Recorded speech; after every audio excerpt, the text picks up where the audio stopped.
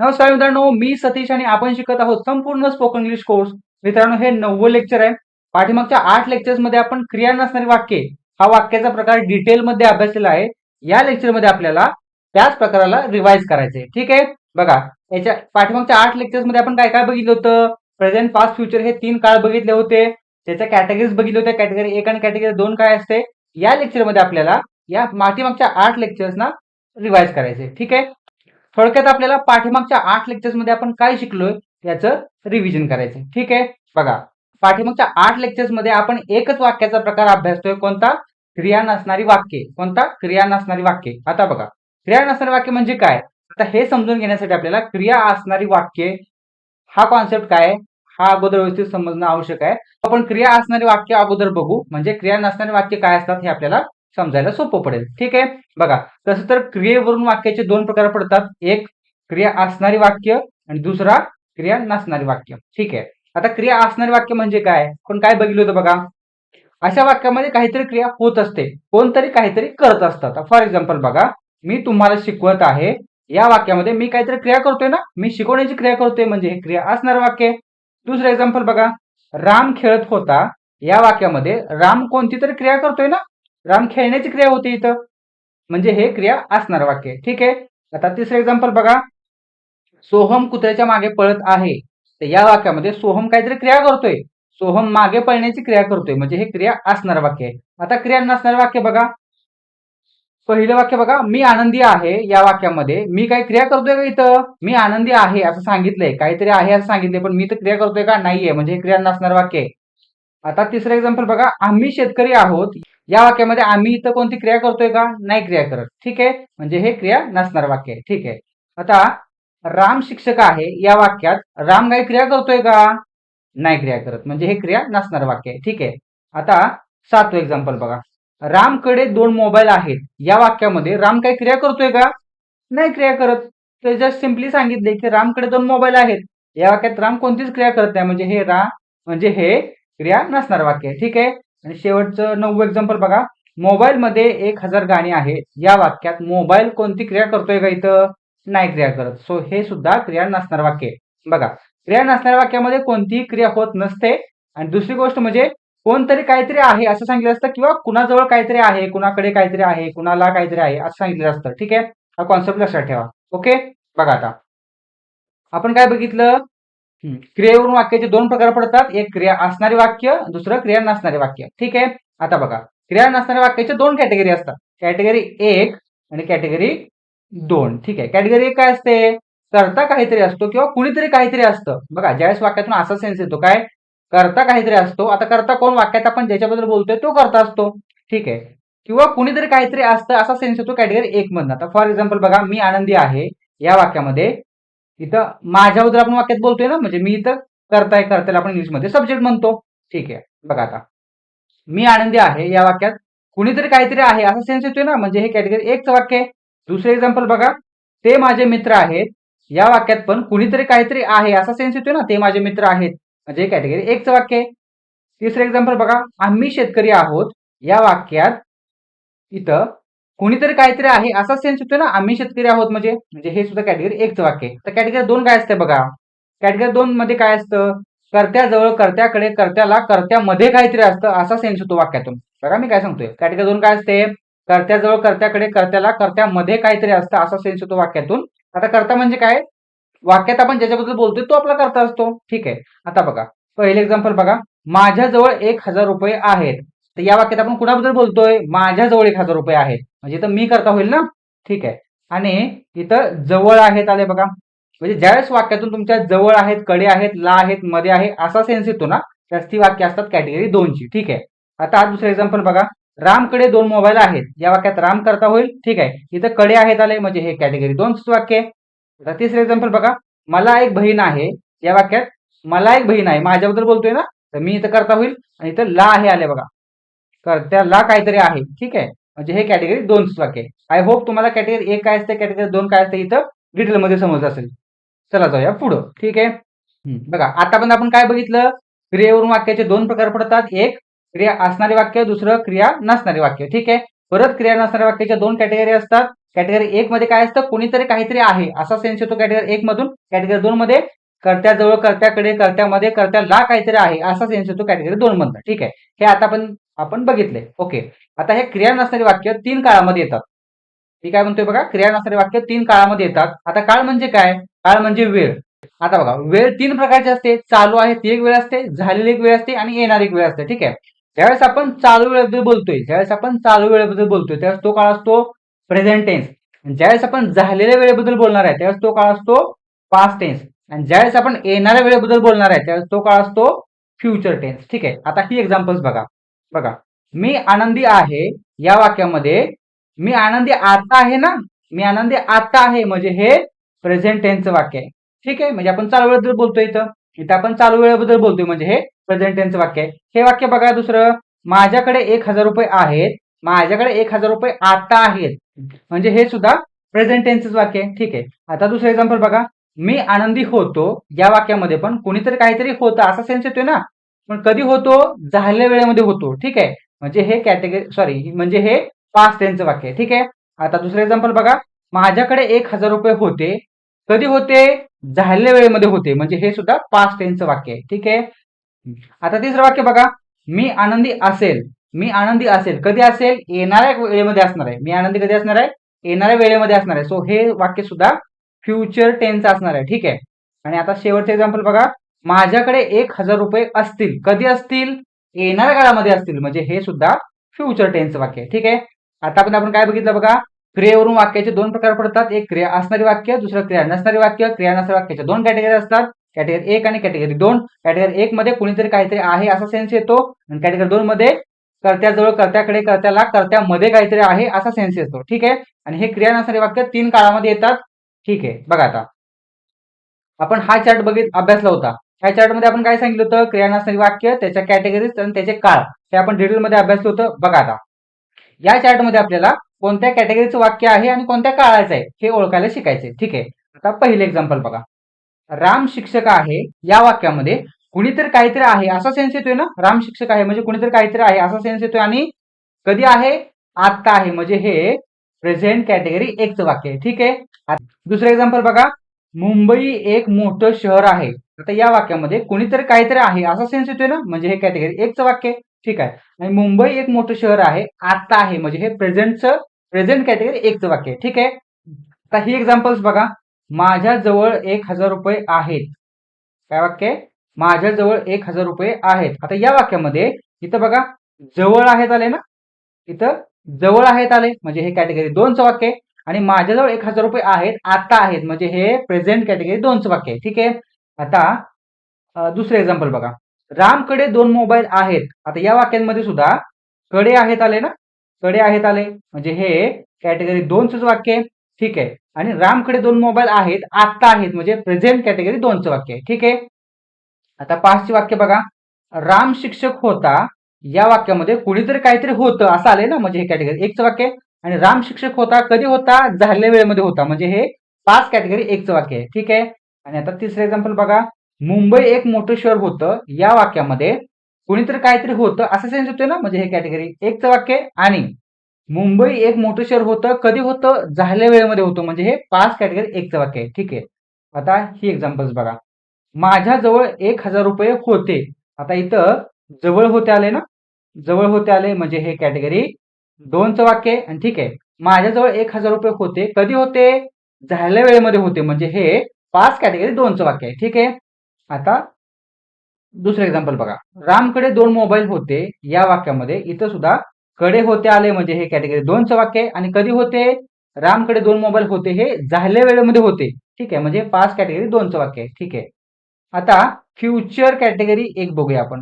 ठीक आहे, आता हे वाक्य बघा, राम शिक्षक असेल, इथं बघा या वाक्यामधून कुणीतरी काहीतरी असेल असा सेन्स येतोय ना. ठीक आहे, आणि कधी असेल? राम शिक्षक कधी असेल?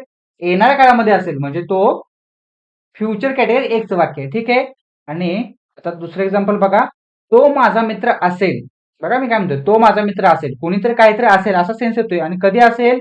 येणाऱ्या काळामध्ये असेल म्हणजे तो फ्युचर कॅटेगरी 1 चं वाक्य आहे. ठीक आहे, आता माझ्याजवळ 1,000 रुपये असतील तर या वाक्यामध्ये इथं जवळ असतील आले ना, जवळ असतील आले म्हणजे हे कॅटेगरी 2चं वाक्य आहे आणि माझ्याजवळ 1000 रुपये असतील, कधी असतील? येणाऱ्या काळामध्ये असतील, म्हणजे हे फ्युचर कॅटेगरी 2चं वाक्य आहे. ठीक आहे. आता रामकडे 2 मोबाईल असतील, दुसरं एक्झाम्पल बघतोय आपण.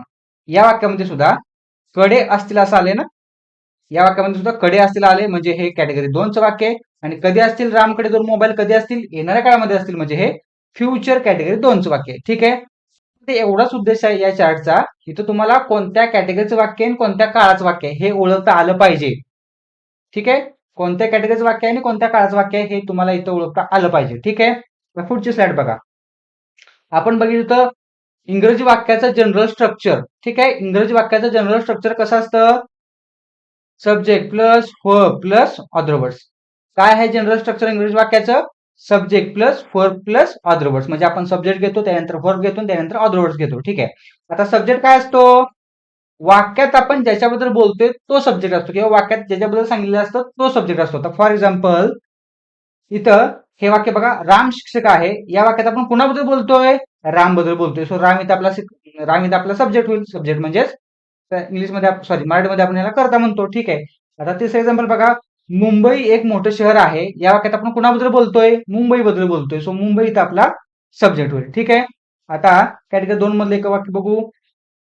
पहिलं वाक्य बघा, माझ्याजवळ 1000 रुपये आहेत. या वाक्यात आपण कुणाबद्दल बोलतोय? माझ्याजवळ 1000 रुपये आहेत. इथं म्हणजे मी इथं सब्जेक्ट असणार आहे. ठीक आहे. आता हे वाक्य बघा, तो माझा मित्र होता. या वाक्यात आपण कोणाबद्दल बोलतोय? ह्या तो बद्दल बोलतोय ना, सो तो इथं सब्जेक्ट होईल. म्हणजे थोडक्यात काय, वाक्यात आपण ज्याच्याबद्दल बोलतोय तो सब्जेक्ट असतो. ठीक आहे. आता फोर बघा, हा चार्ट आपण अभ्यासलाय. ठीक आहे. आता या चार्ट मध्ये हे जे आहेत ना, हे वर्ड्स आहे, आहोत, आहात, आहात, जवळ आहे, कडे आहे, ला आहे, मध्ये आहे, होता, होती, होते, जवळ होते, कडे होते, ला होते, मध्ये होते, असेल, असतील, असू, जवळ असेल, कडे असेल, ला असेल, मध्ये असेल, हे सगळे शब्द कशाच काम करतात? वर्ब्स काम करतात. कशाच काम करतात? वर्ब्स. काय लक्षात ठेवायचं? हे जे शब्द आहेत ना, हे सगळे शब्द वर्ब्स काम करतात. ठीक आहे. आता प्रेझेंट कॅटेगरी 1 मध्ये वर्ब म्हणून काय येतं? आहे, आहोत, आहात, आहेत, हे शब्द वर्ब म्हणून येतात, ते वाक्याच्या शेवटी येतात. ठीक आहे. आता प्रेझेंट कॅटेगरी 2 मध्ये जवळ आहे, कडे आहे, ला आहे, मध्ये आहे, हे शब्द वर्ब्स काम करतात. पास्ट कॅटेगरी मध्ये होता, होती, होते, हे शब्द वर्ब्स काम करतात. आणि पास्ट कॅटेगरी 2 मध्ये जवळ होते, कडे होते, ला होते, मध्ये होते, हे शब्द वर्ब्स काम करतात. फ्युचर कॅटेगरी 1 मध्ये असेल, असतील, असू, हे शब्द वर्ब्स काम करतात. आणि फ्युचर कॅटेगरी 2 मध्ये जवळ असेल, कडे असेल, ला असेल, मध्ये असेल, हे सगळे शब्द वर्ब्स काम करतात. फॉर एक्झाम्पल पहिलं वाक्य बघा, राम शिक्षक आहे. या वाक्यामध्ये फक्त आहे आले, म्हणजे आहे इथं वर्ब आहे. ठीक आहे. आता 5वं एक्झाम्पल बघा, हे खूप गरम आहे. इथं पण आहे फक्त आले, म्हणजे आहे हे वर्ब्स काम करणार आहे. आणि आता 4थं वाक्य बघा, बाटलीमध्ये पाणी आहे. इथं सुद्धा मध्ये आहे आले ना, हे मध्ये आहे पूर्ण वर्ब्स काम करणार आहे. ठीक आहे. आता इकडची वाक्य बघा, मुंबई एक मोठं शहर होतं. या वाक्यामध्ये होतं इथं वर्ब्स काम करणार आहे. आणि या वाक्यामध्ये माझ्या जवळ 1000 रुपये होते. इथं जवळ होते आले ना, म्हणजे हे जवळ होते वर्ब असणार आहे. ठीक आहे. आणि हे एक्झाम्पल बघा, आता मुंबई एक मोठं शहर असेल. इथं फक्त असेल आलंय, म्हणजे हे असेल असणार आहे वर्ब. ठीक आहे. आता बघा, राहिलं काय? आता अदर वर्ड्स बघा, आपण काय बघितलं? सब्जेक्ट बघितला, वर्ब बघितला, आणि त्याच्यानंतर आता आपल्याला बघायचं आपल्या अदर वर्ड्स. ठीक आहे. अदर वर्ड्स काय असतो? वाक्यातला तुमचा सब्जेक्ट आणि वर्ब सोडून राहिलेला सगळा भाग हा तुमचा अदर वर्ड्स असतो. काय सांगितलं बघा मी? वाक्यात तुमचा सब्जेक्ट आणि वर्ब सोडून राहिलेला सगळा भाग हा अदर वर्ड्स असतो. ठीक आहे. आता फॉर एक्झाम्पल पहिलं वाक्य बघा, राम शिक्षक आहे. या वाक्यामध्ये राम इथं आपला सब्जेक्ट होईल, आहे इथं वर्ब होणार आहे, इथं शिक्षक हा अदर पार्ट असणार आहे. ठीक आहे. आता हे एक्झाम्पल बघा, माझ्याजवळ 1000 रुपये आहेत. आता या वाक्यामध्ये माझ्या म्हणजे मी इथं सब्जेक्ट असणार आहे, आणि इथं जवळ आहेत हे वर्ब्स काम करणार आहे ना, जवळ आहेत हे वर्ब्स काम करणार आहे. ठीक आहे. आणि राहिलेला भाग कुठला येतं? आता 1000 रुपये, म्हणजे 1000 रुपये इथं अदर वर्ड्स असणार आहे. ठीक आहे. आता हे एक्झाम्पल बघा, मुंबई एक मोठं शहर होतं. या वाक्यात आपण कोणाबद्दल बोलतोय? मुंबई बद्दल बोलतोय. सो मुंबई इथं असणार आहे सब्जेक्ट. ठीक आहे. आता इथं होत आले. ठीक आहे. हे होता, होती, होते, हे वर्ब्स काम करते, म्हणजे इथं होते हे होत हे वर्ब असणार आहे.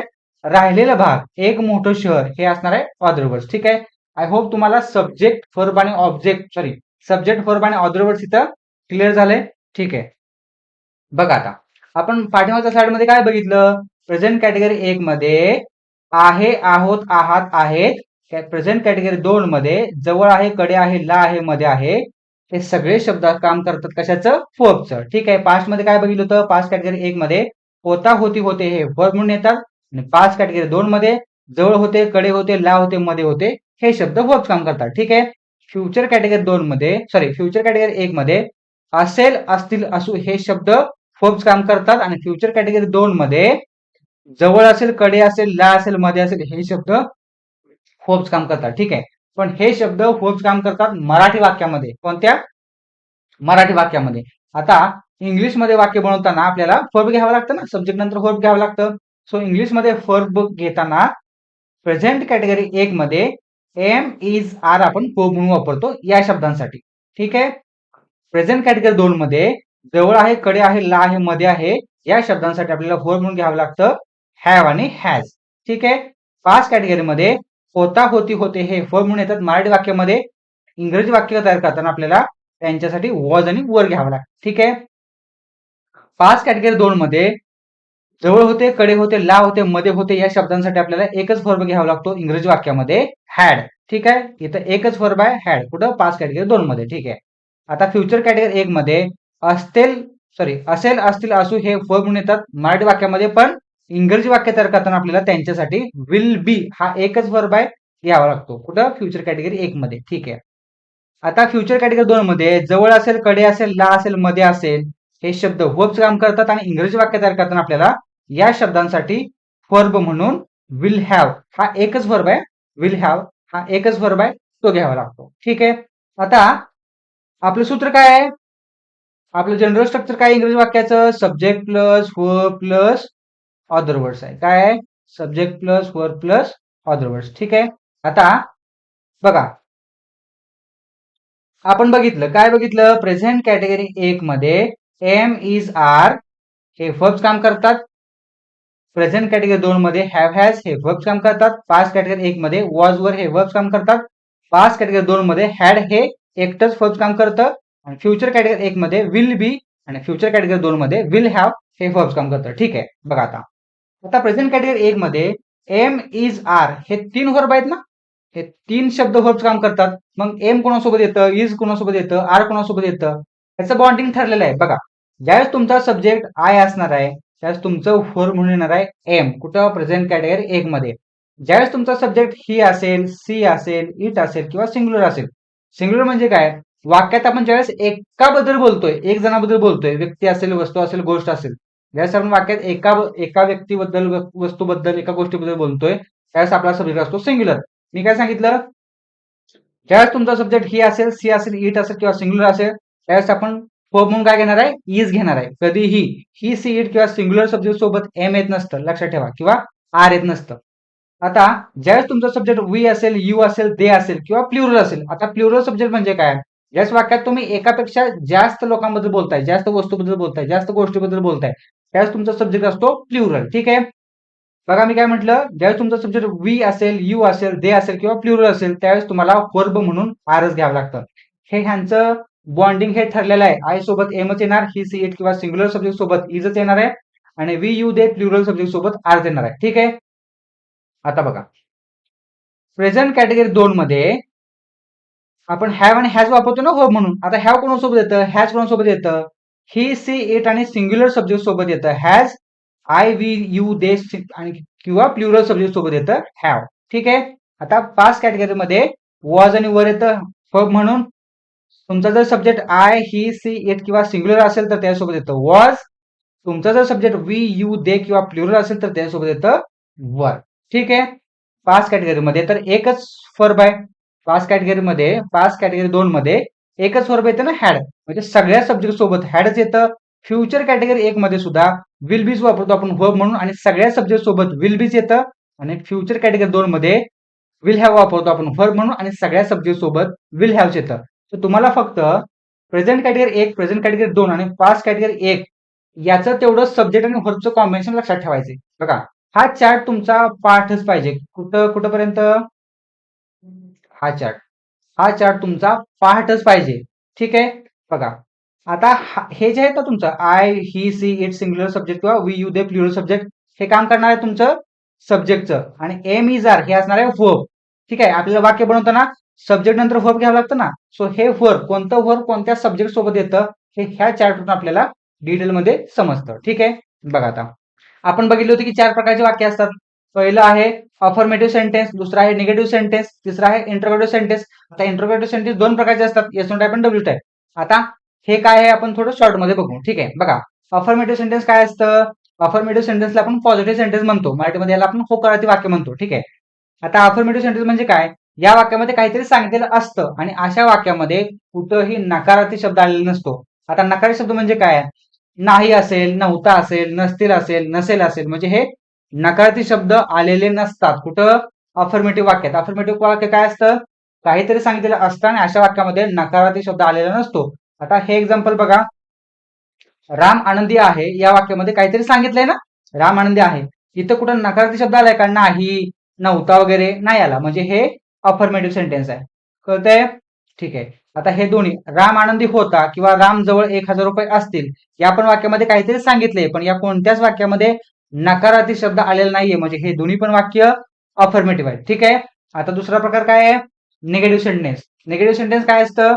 त्याला आपण नकारार्थी वाक्य म्हणतो मराठीमध्ये. बघा नकारार्थी वाक्यामध्ये पण काहीतरी सांगितलं असतं, निगेटिव्ह सेंटेन्स मध्ये पण काहीतरी सांगितलं असतं, पण अशा वाक्यामध्ये नकारार्थी शब्द आलेला असतो. नाही असेल, नव्हता असेल किंवा नसतील, नसेल, हा अशा प्रकारचे नकारार्थी शब्द निगेटिव्ह वाक्यामध्ये आलेले असतात. ठीक आहे. आता बघा दुसरं वाक्य बघा. राम आनंदी नाही या वाक्यामध्ये पण काहीतरी सांगितलंय ना, राम आनंदी नाही, पण इथं नाही हा नकार दर्शवणारा शब्द आलाय, म्हणजे हे निगेटिव्ह सेंटेन्स आहे. कसला आहे? निगेटिव्ह सेंटेन्स आहे. आता ही वाक्य बघा.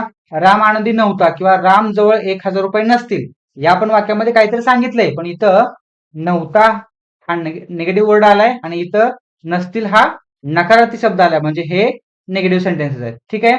बघा आता इंट्रोगेटिव्ह सेंटेन्स म्हणजे काय? प्रश्नार्थी वाक्य, प्रश्न विचारलेला असतो आणि शेवटी क्वेश्चन मार्क असतो. आता अफर्मेटिव्ह सेंटेन्स मध्ये आणि निगेटिव्ह सेंटेन्स मध्ये शेवटी फुल स्टॉप असतो. ठीक आहे. बघा आता काय बघतोय आपण? Interrogative sentence. ठीक आहे. आता इंट्रोगेटिव्ह सेंटेन्स 2 प्रकारचे असतात, एक येस नो टाइप असतो आणि दुसरा असतो डब्ल्यू टाइप. आता येस नो टाइप म्हणजे काय? असा प्रश्न ज्या प्रश्नाचं उत्तर आपण येस किंवा नो मध्ये देऊ शकतोय तो असतो येस नो टाइप, आणि ज्या प्रश्नाचं उत्तर आपण येस किंवा नो मध्ये देऊ शकत नाही तो असतो डब्ल्यू टाइप. आता येस नो टाइप पण 2 प्रकारचा असतो, डब्ल्यू टाइप पण 2 प्रकारचा असतो. Yes no type positive, yes no type negative, W type positive आणि डब्ल्यू टाइप निगेटिव्ह. बघा आता असा प्रश्न ज्या प्रश्नाचं उत्तर आपण येस किंवा नो मध्ये देऊ शकतोय तो असतो येस नो टाइप, आणि अशा प्रश्नामध्ये जर निगेटिव्ह वर्ड नाही आला, बघा मी काय म्हणतोय, जर अशा प्रश्नामध्ये जर निगेटिव्ह वर्ड नाही आला तर तो असतो येस नो टाइप पॉझिटिव्ह, आणि अशा प्रश्नामध्ये जर निगेटिव्ह वर्ड आला तर तो असतो yes no type negative. W type पण तसंच आहे. ज्या प्रश्नाचं उत्तर आपण येस किंवा नो मध्ये देऊ शकत नाही तो असतो डब्ल्यू टाइप, आणि अशा प्रश्नामध्ये जर निगेटिव्ह वर्ड नाही आला तर तो असतो डब्ल्यू टाइप पॉझिटिव्ह, आणि जर आला तर तो असतो डब्ल्यू टाइप निगेटिव्ह. आता ही एक्झाम्पल्स बघा. राम आनंदी आहे का या प्रश्नाचं उत्तर आपण येस किंवा नो मध्ये देऊ शकतोय का? देऊ शकतोय. राम आनंदी आहे का? होय किंवा नाही मध्ये देऊ शकतोय, म्हणजे हा येस नो टाइप आहे. ठीक आहे. आणि या प्रश्नामध्ये कुठं निगेटिव्ह वर्ड आलाय का? नाही आला, म्हणजे हा येस नो टाइप पॉझिटिव्ह आहे. कसला आहे? येस नो टाइप पॉझिटिव्ह आहे. ठीक आहे. आता राम आनंदी होता का किंवा राम जवळ 1,000 रुपये असतील का, हे देखील प्रश्न आहेत, आणि हे कसले प्रश्न आहेत? या प्रश्नाचं आपण येस किंवा नो मध्ये देऊ शकतोय का? देऊ शकतोय. राम आनंदी होता का? होय. राम जवळ 1,000 रुपये असतील का? होय किंवा नाही मध्ये देऊ शकतोय, म्हणजे हा येस नो टाइप आहे. आणि या कोणत्याच प्रश्नामध्ये नकारार्थी शब्द आलेला नाहीये, म्हणजे हा येस नो टाइप पॉझिटिव्ह आहे. ठीक आहे. आता ही चौथं एक्झाम्पल बघा. राम आनंदी नाही का? आता हा देखील प्रश्न शेवटी क्वेश्चन मार्क आलाय. ठीक आहे. आता या प्रश्नाचं उत्तर आपण येस किंवा नो मध्ये देऊ शकतोय का? देऊ शकतोय, म्हणजे हा येस नो टाइपच आहे. पण या प्रश्नामध्ये नाही हा नकार दर्शवणारा शब्द आला, म्हणजे हा येस नो टाइप निगेटिव्ह आहे. आता ही वाक्य बघा. राम आनंदी नव्हता का किंवा राम जवळ 1,000 रुपये नसतील का, हे प्रश्नात या प्रश्नांचे उत्तर आपण येस किंवा नो मध्ये देऊ शकतोय का? देऊ शकतोय. पण आता इथं नव्हता आणि इथं नसतील हे नकारार्थी शब्द प्रश्नामध्ये आलेच, म्हणजे हा येस नो टाइप निगेटिव्ह आहे. ठीक आहे. आता 5 एक्झाम्पल बघा. राम आनंदी का आहे? राम आनंदी का आहे हा प्रश्न आहे, शेवटी क्वेश्चन मार्क आलाय. बघा आता या प्रश्नाचं उत्तर आपण येस किंवा नो मध्ये देऊ शकतोय का? नाही देऊ शकत, म्हणजे हा डब्ल्यू टाइप आहे. ठीक आहे. आणि या प्रश्नामध्ये कुठं नकारार्थी शब्द आलाय का? नाही वगैरे नाही आला, म्हणजे हा डब्ल्यू टाइप पॉझिटिव्ह आहे. ठीक आहे. आता ही एक्झाम्पल्स बघा. राम आनंदी का होता किंवा राम जवळ कधी 1,000 रुपये असतील. आता हे कसले प्रश्न आहेत? हे पण या प्रश्नानंतर आपण येस किंवा नो मध्ये देऊ शकतो का? नाही देऊ शकत, म्हणजे हे डब्ल्यू टाइप आहे. ठीक आहे. आणि या प्रश्नामध्ये कुठं नकारार्थी शब्द आलाय का? नाही आला, म्हणजे हे डब्ल्यू टाइप पॉझिटिव्ह आहे. ठीक आहे. आता 6वं एक्झाम्पल बघा. राम आनंदी का नाही? आता हा प्रश्न आहे. ठीक आहे. आता राम आनंदी का नाही या प्रश्नाचं उत्तर आपण येस किंवा नो मध्ये देऊ शकतोय का? नाही देऊ शकत, म्हणजे हा डब्ल्यू टाईप आहे. आणि या प्रश्नामध्ये नाही हा नकार दर्शवणारा शब्द आलाय, म्हणजे हा सॉरी डब्ल्यू टाईप निगेटिव्ह आहे, म्हणजे हा डब्ल्यू टाईप निगेटिव्ह आहे. ठीक आहे. आणि ही एक्झाम्पल्स बघा आता, राम आनंदी का नव्हता किंवा राम जवळ कधी 1,000 रुपये नसतील, हे देखील प्रश्न आहेत. आणि या प्रश्नाचं उत्तर आपण येस किंवा नो मध्ये देऊ शकतोय का? नाही देऊ शकत, म्हणजे हे डब्ल्यू टाईपच आहेत. पण या प्रश्नामध्ये इथं नव्हता आणि इथं नसतील हे शब्द आलेत, म्हणजे हे डब्ल्यू टाईप निगेटिव्ह आहे. ठीक आहे. आता ही सगळी वाक्य इंग्लिशमध्ये बनवताना आपल्याला सूत्र पाठ करावे लागतात, पण मी तुम्हाला हिंट्स सांगितलेत. त्या हिंट्स काय आहेत बघा. पहिली गोष्ट, अफर्मेटिव्ह वाक्य तयार करताना बघा मी काय म्हणतोय, अफर्मेटिव्ह वाक्य तयार करताना आपल्याला काय करायचंय, जनरल स्ट्रक्चर नुसार बनवायचे. आता अफर्मेटिव्ह वाक्य काय असतं आपण पाठीमागच्या स्लाइडमध्ये बघितलंय. ठीक आहे. अफर्मेटिव्ह सेंटेन्स आपण जनरल स्ट्रक्चरने बनवणार. काय आहे general structure? Subject plus verb plus other words. ठीक आहे. बघा आता ज्यावेळेस तुम्हाला निगेटिव्ह सेंटेन्स बनवायचं असते त्यावेळेस तुम्हाला पण हिंट काय सांगितलं, निगेटिव्ह सेंटेन्सची तुम्हाला वर्ब नंतर नॉट घ्यावं लागतं. काय करावं लागतं? वर्ब नंतर नॉट घ्यावं लागतं. आता वर्ब काय असतं इंग्लिशमध्ये, वर्ब म्हणून काय येतं हे सगळं आपण पाठीमागच्या स्लाइडमध्ये बघितलंय. ठीक आहे. हिंट आपली काय आहे, निगेटिव्ह वाक्याची वर्ब नंतर फक्त नॉट घ्यायचंय, बाकीचा पार्ट आहे असं घ्यायचंय.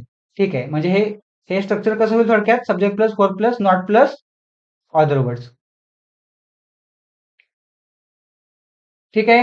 आता ज्यावेळेस तुम्हाला येस नो टाईप क्वेश्चन तयार करायचा असतो, येस नो टाईपची हिंट काय आहे, वाक्यातलं वर्ब फक्त तुम्हाला बाहेर काढायचं. काय करायचंय, वाक्यातलं वर्ब तुम्हाला बाहेर काढायचं आणि शेवटी क्वेश्चन मार्क द्यायचा. ठीक आहे. म्हणजे कसं क्वेश्चन तयार होईल बघा, कसं स्ट्रक्चर होईल, वर्ब आपण हे बाहेर काढलं इथलं. ठीक आहे. आणि शेवटी क्वेश्चन मार्क दिला. Verb plus subject plus other words असं आपलं स्ट्रक्चर तयार झालं येस नो टाईपचं. ठीक आहे. आता येस नो टाईप निगेटिव्ह बघा, तुम्हाला वाक्य निगेटिव्ह करायचं असो किंवा तुम्हाला क्वेश्चन निगेटिव्ह करायचा असो, तुम्हाला काय करावं लागतं, होपच्या नंतरच तुम्हाला नॉट घ्यावं लागतं. ठीक आहे. आता आपल्याला हा आपला yes no type negative question तयार करायचा ना, आपल्याला येस नो टाईपची हिंट काय आपली, वर्ब हे आपल्याला बाहेर काढावं लागतं. म्हणजे इथं आपण काय करणार, हे जे वर्ब आहे हे बाहेर काढणार आणि हा निगेटिव्ह क्वेश्चन तयार करताना आपल्याला होपच्या नंतर नॉट घ्यावं लागतं ना, म्हणजे हे वर्ब आपलं बाहेर गेल्यामुळं येणारं तुमचं नॉट हे सब्जेक्टच्या नंतर येणार आहे. कसं बघा, कसं स्ट्रक्चर तयार होईल, verb plus subject plus not. लक्षात काय ठेवायचं बघा, तुम्हाला ज्यावेळेस तुमचं येस नो टाईप क्वेश्चन असेल किंवा डब्ल्यू टाईप क्वेश्चन असेल त्यावेळेस तुम्हाला नॉट घ्यावं लागणार आहे. ठीक आहे. निगेटिव्ह असल्यामुळे नॉट घ्यावं लागणार आहे आणि ते नॉट तुमचं सब्जेक्टच्या नंतर देणार आहे. ठीक आहे. बघा आता आता डब्ल्यू टाईप क्वेश्चन, डब्ल्यू टाईपची हिंट आपण काय सांगितली होती, येस नो टाईप आपण कसं तयार करतो, वाक्यातलं वर्ब आपण बाहेर काढतो सब्जेक्टच्या अगोदर आणि शेवटी क्वेश्चन मार्क देतो, तिथं आपला येस नो टाईप क्वेश्चन तयार होतो. पण डब्ल्यू टाईप क्वेश्चन तयार करताना आपल्याला वर्ब हे तर बाहेर काढावंच लागतं. बघा हे वर्ब हे तर बाहेर काढावंच लागतं, पण याच्या पण अगोदर आपल्याला डब्ल्यूच वर्ड घ्यावा लागतो. मराठी वाक्यामध्ये जे डब्ल्यूच वर्ड येणार आहे त्याच्यानुसार आपण डब्ल्यूच वर्ड घेणार आहे. ठीक आहे. आता W type negative, W type negative बघा, डब्ल्यू टाईपची आपण हिंट काय सांगितलंय, आपल्याला वर्ब हे तर बाहेर काढावंच लागतं, पण त्याच्या पण अगोदर आपल्याला डब्ल्यूच वर्ड घ्यावा लागतो. ठीक आहे. आता हे निगेटिव्ह डब्ल्यू टाईप क्वेश्चन हा निगेटिव्ह असल्यामुळं आपण काय सांगितले, तुम्हाला वाक्य निगेटिव्ह करायचं असो किंवा तुम्हाला क्वेश्चन निगेटिव्ह करायचं असो, तुम्हाला हे वर्बच्या नंतर नॉट घ्यावं लागतं. पण डब्ल्यू टाईपची हिंट काय आहे, तुम्हाला वर्ब हे तर बाहेर काढावंच लागतं, पण त्याच्या पण अगोदर तुम्हाला डब्ल्यूच वर्ड घ्यावा लागतो. म्हणजे हे वर्ब आपलं बाहेर निघाले, आपल्याला वर्बच्या नंतर नॉट घ्यावं लागतं ना निगेटिव्ह करताना. सो तुमचं येणारं नॉट हे तुमच्या सब्जेक्टच्या नंतर येणार आहे. कसं स्ट्रक्चर तयार झालं बघा, डब्ल्यूच word plus verb plus subject plus not plus other words. तुम्ही फक्त हिंट्स व्यवस्थित लक्षात ठेवा, तुम्हाला इथं जास्त काही सूत्र पाठ करायची गरज पडणार नाहीये. ठीक आहे. आता बघा, तुम्हाला इथं एक गोष्ट लक्षात ठेवायची आहे, कोणती, प्रेझेंट कॅटेगरी 2 मध्ये आपण हॅव आणि हॅज हे आपण वर्ब म्हणून वापरतोय ना, आणि आपण सांगितलं होतं काय, निगेटिव्ह वाक्याचं हिंट काय सांगितलं आपण, वर्बच्या नंतर आपण नॉट घेतो. पण इथं लक्षात ठेवायचंय, आता हे हॅवचं वाक्य किंवा हॅजचं वाक्य आपण हॅव नॉट किंवा हॅज नॉट न निगेटिव्ह करत नाही. इथं हॅवचं निगेटिव्ह आपल्याला डू नॉट हॅव घ्यावं लागतं. काय घ्यावं लागतं, डू नॉट हॅव घ्यावं लागतं. आणि हॅजचं निगेटिव्ह आपल्याला डज नॉट हॅव घ्यावं लागतं. बघा मी काय सांगितलं, प्रेझेंट कॅटेगरी 2 मध्ये हॅव आणि हॅज आपण वर्ब म्हणून वापरतो, पण हॅव निगेटिव्ह वाक्य तयार करताना हॅवचं निगेटिव्ह आपण हॅव नॉट किंवा हॅजचं निगेटिव्ह हॅज नॉट होत नाही. इथं आपल्याला हॅवचं निगेटिव्ह डू नॉट हॅव घ्यावं लागतं किंवा हॅजचं निगेटिव्ह डज नॉट हॅव घ्यावं लागतं. इथं आपण काय केलं, आपण हिंटच वापरले, फक्त एक्स्ट्रा वर्ब आपण घेतलंय. काय घेतलंय, एक्स्ट्रा वर्ब आपण घेतलंय. बघा हे डू आपण एक्स्ट्रा वर्ब घेतलं, इथं डज आपण एक्स्ट्रा वर्ब घेतलं. ठीक आहे. आणि त्याच्यानंतर नॉट घेतलं आणि त्यानंतर हॅव घेतलं. आता पास्ट कॅटेगरी 2 मध्ये पण आपण तेच करतोय. काय म्हणतोय मी बघा, पास्ट कॅटेगरी 2 मध्ये पण आपल्याला तसंच करावं लागतं. इथं आपण हॅड म्हणून वर्ब म्हणून घेतो ना, आणि हॅडचं निगेटिव्ह काय घ्यावं लागतं, डीड नॉट हॅव घ्यावं लागतं. काय घ्यावं लागतं? Did not have. इथं पण आपण हिंट नुसारच करतोय. बघा इथं आपण फक्त एक्स्ट्रा व्हर्ब घेतला डीड. इथं काय घेतला आपण? एक्स्ट्रा डीड व्हर्ब घेतला, त्याच्यानंतर नॉट घेतला आणि त्यानंतर हॅव घेतला. ठीक आहे, ही गोष्ट लक्षात ठेवा. काय सांगितले बघा मी इथं? निगेटिव्ह वाक्य तयार करताना प्रेझेंट कॅटेगरी 2 मध्ये आणि पास्ट कॅटेगरी 2 मध्ये आपण आहे असं व्हर्बच्या नंतर नॉट घेत नाही. इथं हॅवचं निगेटिव्ह डू नॉट हॅव होतं, हॅजचं निगेटिव्ह डज नॉट हॅव होतं आणि पास्ट कॅटेगरी 2 मध्ये हॅडचं निगेटिव्ह डिड नॉट हॅव होतं. इथं आपण हिंट नुसारच करतोय, फक्त एक्स्ट्रा व्हर्ब आपल्याला घ्यावं लागतं, डू डज डिड आणि त्याच्यानंतर नॉट आणि त्याच्यानंतर हॅव येतं. ठीक आहे, बघा आता दुसरी गोष्ट तुम्हाला लक्षात ठेवावं लागते, तर फ्युचर कॅटेगरी 1 मध्ये आपण विल बी घेतोय ना. आता विल बी हे एकच व्हर्ब आहे, 2 वर्डचा एकच व्हर्ब आहे. ठीक आहे, आपण निगेटिव्ह करताना हिंट काय सांगितलंय? व्हर्बच्या नंतर नॉट घेतो आपण. ठीक आहे, आता इथं विल बी नॉट घ्यायचं नाहीये. फ्युचर कॅटेगरी 1चं जर वाक्य असेल आणि ते आपल्याला निगेटिव्ह करायचं असेल तर विल बी नॉट घ्यायचं नाहीये. इथं तुम्हाला इथं काय करावं लागतं? विलच्या नंतर नॉट घ्यावं लागतं आणि तिथं त्याच्यानंतर आपल्याला बी घ्यावं लागतं. म्हणजे विल आणि बीच्या मध्ये आपल्याला नॉट घ्यावं लागतं विल नंतर. ठीक आहे, आणि फ्युचर कॅटेगरी 2 मध्ये सुद्धा वाक्य निगेटिव्ह करताना इथं विल हॅव नॉट नाही घ्यायचं, तर विलच्या नंतर आपण घेणार आहे नॉट, विलच्या नंतर नॉट घेणार आणि त्याच्यानंतर आपण घेणार आहे हॅव. ठीक आहे, ही गोष्ट इथं तुम्ही लक्षात ठेवायची आहे. ठीक आहे, आता इथं अजून एक गोष्ट तुम्हाला लक्षात ठेवायची आहे. काय? आपण एस टाईप क्वेश्चन करताना किंवा डब्ल्यू टाईप क्वेश्चन करताना आपण व्हर्ब जे बाहेर काढतोय ना, ते प्रेझेंट कॅटेगरी 2 मध्ये जे व्हर्ब आपण बाहेर काढणार आहे, हे एक्स्ट्रा व्हर्ब आपण घेतोय ना, हे डू असेल, हे डज असेल किंवा हे डीड असेल, हे आपल्याला बाहेर काढावं लागतं. ठीक आहे, आणि इथं फ्युचर कॅटेगरी 1 मध्ये इथं जे आपण विल बी घेतोय ना व्हर्ब म्हणून, इथं फक्त बाहेर जाताना तुमचं विल जाणार आहे. फ्युचर कॅटेगरी 1 मध्ये आणि कॅटेगरी 2 मध्ये सुद्धा तुमचं बाहेर जाताना S type question W type question तयार करताना फक्त विल जाईल. विल बी किंवा विल हॅव हे संपूर्ण व्हर्ब बाहेर जाणार नाहीये.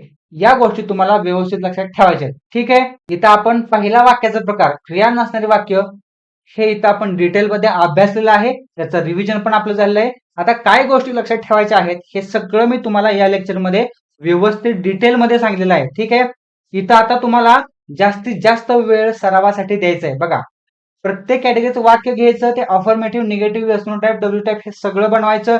कमीत कमी रोज तुम्हाला आता अर्धा तास तरी तुमच्या प्रॅक्टिससाठी देणं आवश्यक आहे. जेवढं तुम्ही जास्त प्रॅक्टिस कराल तेवढं लवकर तुम्ही या भाषेवरती प्रभुत्व मिळवाल. ठीक आहे, चला थांबूया इथं, भेटूया आपल्या पुढच्या लेक्चरमध्ये. Keep learning. Thank you so much for watching guys. चॅनलला अजूनही सबस्क्राईब केलं नसलं चॅनलला सबस्क्राईब करा आणि हे व्हिडिओ लेक्चर जास्तीत जास्त गरजू विद्यार्थ्यांपर्यंत शेअर करून या मिशनमध्ये सहभागी व्हा. थँक्यू.